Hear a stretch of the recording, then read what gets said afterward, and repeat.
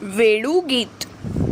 वेणु श्रवण का आनंद वह आनंद है जिसके सामने विषय आनंद और ब्रह्मानंद भी तुच्छ है। इस नाद ब्रह्म के समक्ष सभी आनंद निकृष्ट हैं। गोपियां घर में रहकर बांसुरी सुन सकती थी और भगवान की लीला भी देख सकती थी। गोपियों को दूरदर्शन और दूर श्रवण की सिद्धियां प्राप्त हुई थी। वेणु गीत के श्लोक भिन्न भिन्न गोपियों के हैं। श्रीधर स्वामी कहते हैं कि श्लोक की भिन्न भिन्न गोपियां होने के कारण सभी श्लोक एक दूसरे से कोई संबंध नहीं रखते।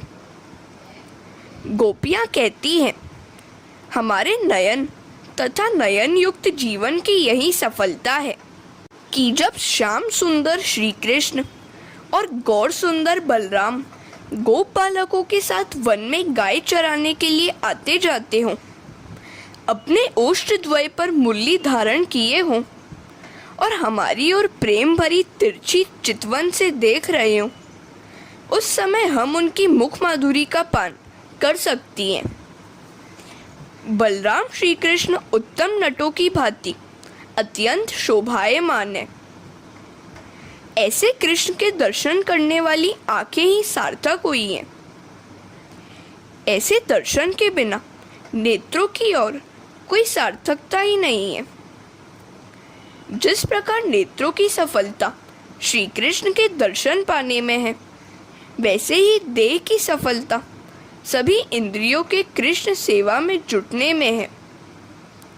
अरे सखी, कन्हैया वंशी बजा रहा है, जरा सुन तो, वह वंशी नहीं कृष्ण की पटरानी है। मैंने सुना है कि जब वह भोजन करने बैठता है तब बांसुरी को कमर की फेट में ही रखता है और जब सोता है तब उसे अपने साथ सेज पर ही रखता है। बांसुरी उसकी पटरानी जो है। प्रभु के अधर बांसुरी का तकिया है, हाथ गादी है, आंखें दासियां हैं, पलके पंखे हैं और नथनी छत्र है। इस बांसुरी का परमात्मा के साथ विवाह हुआ है, अतः उसे नित्य संयोग प्राप्त हुआ है। इस वेणु ने अपने पूर्व जन्म में न जाने कौन सी तपश्चर्या की है कि उसे कृष्ण के अधरामृत का नित्य पान करने का सौभाग्य प्राप्त हुआ। एक गोपी ने बांसुरी से पूछा, अरे सखी, तूने ऐसा कौन सा पुण्य कमाया था कि प्रभु ने तुझे अपनाया है? बांसुरी कहती है, मैंने बड़ी तपश्चर्या की थी। मेरा पेट खाली है, मैं अपने पेट में कुछ भी नहीं रखती। बांसुरी कहती है, अपने पेट में कुछ नहीं रखती, सो मैं भगवान की प्यारी हूँ। डंडा सारा वैर, द्वेष, कटुता अपने पेट में ही रखता है। यह सब पेट में सजोए रखने की वस्तु नहीं है। जो बांसुरी जैसा बन पाता है वह भगवान को भाता है।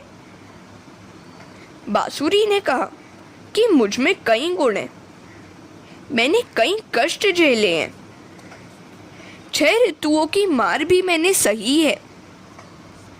किसी ने मेरा पेट कुरेद कर पोला कर दिया, फिर भी मैं चुप रही। मैंने कई कष्ट झेले, सो भगवान ने मुझे पसंद किया।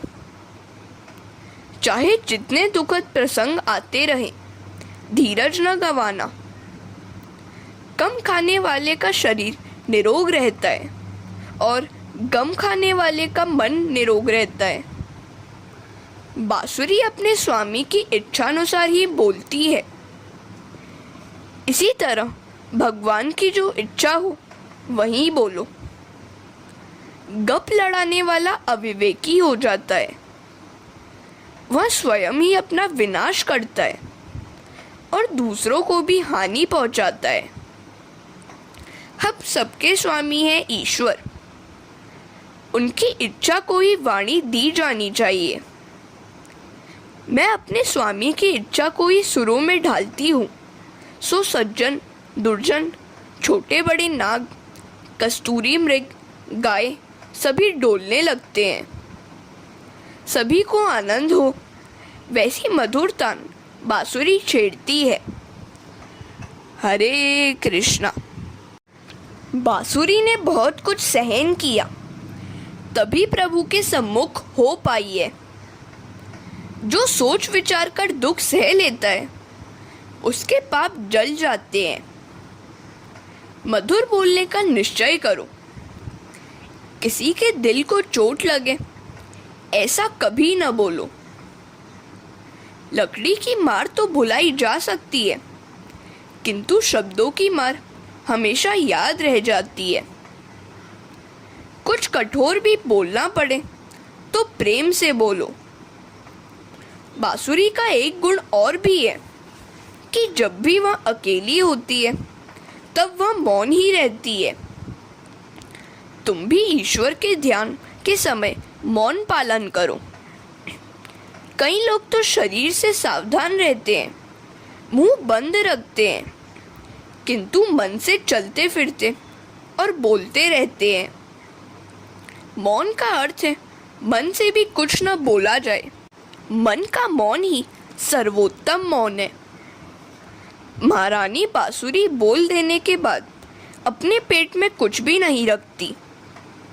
अरे सखी, देख तो सही, बांसुरी के स्वर को सुनकर ये वृक्ष भी मद की धारा बहा रहे हैं। कन्हैया के बांसुरी वादन से वृक्षों को आनंद होता है। उनकी बेटी जो परमात्मा से विवाहित हुई है। एक महात्मा कहते हैं कि ये तो तरुओं के हर्षाश्रु है। उनकी कन्या श्री कृष्ण की पटरानी जो हुई है। तो एक संत कहते हैं कि ये वृक्ष दुख से रो रहे हैं। वे सोचते हैं कि बांस का मुख्य काम घरों का खपरेल बनकर परोपकार करने का है, जबकि यह तो बांसुरी बनकर घरों को उजाड़ रही है। लाला की वंशी की धुन जो भी सुनता है, उसका घर में रहने में मन ही नहीं लगता है। वह राधे श्याम रटता हुआ कृष्ण मिलन की धुन में घर से बाहर निकल पड़ता है। हमारी इस कन्या ने घरों की रक्षा करने के बदले उजाड़ने का काम शुरू कर दिया है। इस विचार से सभी वृक्ष शोकातुर होकर आंसू बहाने लगते हैं। एक और संत कहते हैं कि ये वृक्ष ऐसा सोच रहे हैं कि पानी में डूबते हुए लोगों का अपना जातिगत काम छोड़कर यह बांसुरी सभी को आनंद रस में डुबोने में लगी हुई है। धन्या हरिण्य आकर्ष्य वेणुरणितम सह कृष्णा सारा। अरे सखी, देख तो सही, कन्हैया का बांसुरी वादन सुनकर हिरनियां पागल होकर दौड़ आई हैं और अपलक दृष्टि से कन्हैया को निहार रही हैं। गोपियों की दृष्टि इतनी तीक्ष्ण है कि अपने घरों में से ही हिरनियों की स्थिर पलकें देख सकती हैं। हिरनी अपने पति को भी प्रभु के समक्ष ले जाती है। उसका पति उसको सहकार देता है। इसके पति अनुकूल है, जबकि मेरे पति देव सेवा में प्रतिकूल है। और तो मैं क्या कहूँ, मेरी अपेक्षा ये हिरनियाँ धन्य ही है, भाग्यशाली भी है कि कृष्ण की पूजा नयन कमल छड़ाकर करती हैं। और कुछ तो उनके पास है ही नहीं। यदि पत्नी पत्नी एक होकर पूजा करें तो भगवान जल्दी प्रसन्न होते हैं। सह कृष्ण सारा अर्थात पति को सत्संग में परमात्मा के निकट ले जाने वाली हिरनी पत्नी सही अर्थ में पत्नी है। पति को परमात्मा के सानिध्य में ले जाने वाली, पति से सत्कर्म कराने वाली पत्नी पति की मित्र है। पति को केवल भोग विलास में डुबाए रखने वाली पत्नी पति की शत्रु है। हरे कृष्णा। कृष्ण सेवा में हिरनियों को उनके पति सहयोग देते हैं और इधर हमारे पति सहयोग तो देते ही नहीं हैं, किंतु बाधा भी डालते हैं। सो ये हिरनियां बड़ी भाग्यवान है। हमसे तो वृंदावन की हिरनियां भी श्रेष्ठ हैं कि कृष्ण सेवा में वह अपने पति का सहयोग पा सकती हैं। सखी, मैं तुम्हें क्या क्या बताऊं। वंशीनाथ सुनते ही गौ माताएं घास खाना छोड़कर अपने कान रूपी दौने के द्वारा वंशी के नादमृत का बड़े ध्यान से पान करने लगती हैं। भगवान की प्रेम रसी वंशी की धुन सुनकर गाय घास चबाना भूलकर आनंद के अश्रु बहाने लग जाती हैं। बछड़े भी दूध पीना भूल जाते हैं। कन्हैया का बांसुरी वादन मनुष्य, पशु, पंछी, वृक्ष सभी शांति से सुनते हैं। वृंदावन की वन्य सृष्टि दिव्य है। जब कन्हैया बांसुरी बजाने लगता है तो पंछी भी शांत हो जाते हैं। कई ऋषि भी पक्षी का रूप लेकर वृंदावन की लीला निकुंज से नीचे नहीं उतरते। जलपान करने जाने से कृष्ण से विरह जो होगा। वृंदावन के पंछी सामान्य पंछी नहीं, पूर्व के मुनि हैं। अतः वे वृक्षों पर मौन रहकर भगवान की वंशी सुनकर आत्मा को आनंद देते हैं। धन्य है इन पंछियों को। यशोदा आकर कहने लगी, रोज रोज कहती हूँ, फिर भी कन्हैया जूता पहनता ही नहीं है। तो सखी कहती है, चिंता न करो, उसका एक मित्र उसके सिर पर छाता रखकर चलता है। यशोदा कहती है, कौन है वह? तो गोपियाँ कहती हैं, वह मेघराज कन्हैया का मित्र है। अतः जहाँ जहाँ कन्हैया जाता है वह छाया करता है। कन्हैया की लीला ही अनोखी है। ताप लगते ही झरझर वर्षा आ पहुँचती है। माता यशोदा कहती है, धरती पर नंगे पांव चलने में उसको कष्ट होता होगा। तो सखी कहती है, नहीं नहीं, गिरिराज कन्हैया के लिए माखन से कोमल हुए हैं। कन्हैया के चरण स्पर्श से गिरिराज की कठोरता चली जाती है। गिरिराज सर्वश्रेष्ठ हरिदास है, गायों को घास देता है। गिरिराज कन्हैया के साथ उसकी प्रिय गायों की भी सेवा करता है। अतः वह कन्हैया को प्रिय है। ठाकुर जी की सेवा करने वाला वैष्णव है, किंतु गायों की, गरीबों की सेवा करने वाला तो महावैष्णव है। परमात्मा के चरण स्पर्श से गिरिराज को रोमांच हो आता है। सो कहीं कहीं पर गड्ढे पड़ जाते हैं, किंतु इन्हें पाट देने का उपाय कन्हैया के पास है। वह बांसुरी बजाने लगता है तो गिरिराज आनंद से फूलने लगता है और गड्ढे पट जाते हैं। अरे सखी, कन्हैया तो कदम के वृक्ष पर चढ़कर वहां से गायों को पुकार रहा है। वंशी में से गायों को नाम लेकर पुकार रहा है, गंगा, गोदावरी, यमुना। गाय आनंद से दौड़ने लगी हैं।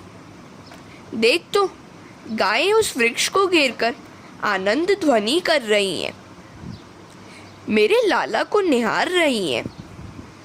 कैसा मनोहर दृश्य है यह। एक अपनी बात भी मैं भी बता दूं। यहाँ से लाला को निहार रही हूँ, तब मुझे लगता है मानो मैं भी पागल होकर लाला से मिलने के लिए दौड़ रही हूँ। जब लोक लज्जा का ख्याल आता है तब रास्ते में रुककर सोचती हूँ, हाय, मैं कहाँ से कहाँ दौड़ आई। हरे कृष्णा। ये गोपियाँ जब स्त्री और पुरुष का भेद भूल जाएंगी तब उन्हें रासलीला में प्रवेश मिलेगा। अभी लोक लज्जा का देहाध्यास का क्षीण भान है। देहाध्यास मिट जाने पर वे रासलीला में प्रविष्ट हो जाएंगी। देहाध्यास के नष्ट होने पर उन्हें गोपी भाव प्राप्त होगा। जब श्री कृष्ण गायों को बुलाते हैं उस समय नदियों को भ्रांति हो रही है कि उन्हीं को बुलाया जा रहा है। वे बेचारी स्वयं तो जा नहीं सकती हैं, सो तरंग रूपी हाथों में कमल पुष्प लेकर वेणुनाथ की दिशा में फेंककर भगवान का अभिवादन करती हैं। जड़ चेतन सभी वंशीनाथ से मोहित है। मुरली की मधुर ध्वनि से आज समस्त सृष्टि आनंद मग्न हो गई है। श्याम की उस मधुर वंशी के सितम की बात कहें तो क्या कहें। नारद और नाम ब्रह्म का एक ऐक्य होने पर रासलीला होती है।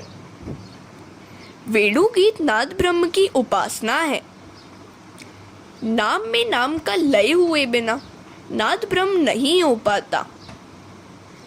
गोपियां कितनी तन्मय हो गई थी। वन में हो रहा वेणुनाद वे घर में रहते हुए भी सुन सकती थी। जब दृश्य, दर्शन और दृष्टा एक हो जाते हैं तब दर्शन में एकाग्रता, तन्मयता हो पाती है।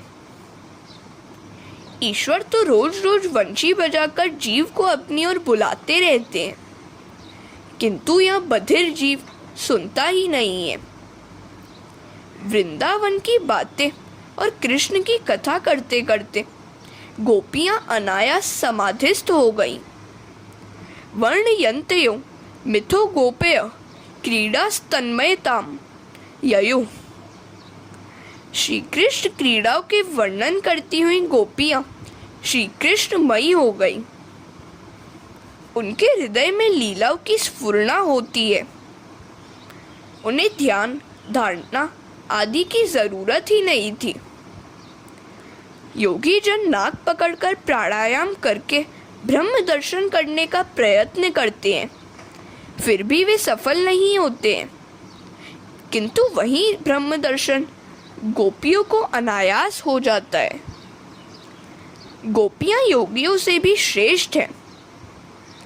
प्राणायाम, प्रत्याहार, ध्यान, ध्यान से जो आनंद योगी को मिलता है वही आनंद गोपियां अनायास पाती है। योगियों सा कष्ट भी इन्हें सहन नहीं करना पड़ता है। सभी इंद्रियों को भक्ति रस का दान करती हुई गोपियां श्री कृष्ण में तन्मय हो गई हैं। इस लीला में अनायास ही उनका निरोध हो पाता है। योगियों द्वारा कष्ट साध्य ब्रह्मानंद गोपियों को अनायास ही मिल जाता है। गोपियों की समाधि दिव्य है। वह तो प्रेम संन्यासिनी है। उन्होंने श्री कृष्ण के लिए सांसारिक सुखों का त्याग किया है। सुखदेव जी जैसे योगी भी इनकी कथा कहते हैं। उन्हें लगता है कि वे संसार और वस्त्रों का त्याग करके सन्यासी बने हैं, जबकि गोपियां तो संसार में रहकर और साड़ियां पहनकर भी सन्यासिनी बनी है। हरे कृष्णा। सुखदेव जी गोपियों की लीला का वर्णन करते हुए पागल हो गए हैं। यह गोपियों की नहीं, ज्ञानी की, योगी की कथा है। ज्ञान और भक्ति बढ़ाओगे तो रासलीला में प्रवेश मिलेगा। ज्ञान और भक्ति बढ़ाने से क्या? व्रजवासी गोवर्धन पर्वत पर गए थे। तुम भी वर्ष में एक आध महीने की छुट्टी लेकर पवित्र तीर्थ में वास करो। प्रवृत्ति को कम करके निवृत्ति लो। 11 महीने नौकरी धंधा किया, अब 1 मास ताप्ती नर्मदा जैसी किसी भी पवित्र नदी के किनारे बसकर जप ध्यान कीर्तन करो। हर बरस में 1 महीना ठाकुर जी के लिए निवृत्त होकर तीर्थवास करो। सारा वर्ष घर ही में रहना अच्छा नहीं है। गृहस्थ का घर भोग भूमि है, जहाँ छोटे बड़े पाप हो ही जाते हैं। ममता विषमता लाती है और विषमता पाप। 1500 विष्णु सहस्त्र नाम का पाठ करने से एक विष्णु याग का फल मिलता है। पवित्र तीर्थों में बसकर वहीं पाठ करो। सांसारिक प्रवृत्तियों में लगे रहने पर ठीक तरह से भक्ति कर पाना आसान नहीं है। घर में तो भगवान के साथ साथ स्त्री संतान, धन संपत्ति की भी पूजा होती रहती है, सो भक्ति पूर्णतः सफल नहीं हो पाती। रासलीला भागवत का फल है। रासलीला में पुरुष और नारी का नहीं, पूर्ण पुरुषोत्तम और शुद्ध जीव का मिलन है। सभी इंद्रियों से भक्ति रस का पान करता हुआ जो जीव अपना स्त्रीत्व या पुरुषत्व भुला दे, वही गोपी है। अपना पुरुषत्व या नारीत्व याद आता रहेगा तो गोपी भाव नहीं जाग पाएगा। इस सर्वोत्तम गोपी भाव में तो अपना देहभान, अपना नारीत्व या पुरुषत्व का विस्मरण करना है। यही देहभान शेष होगा तो काम नष्ट नहीं होगा।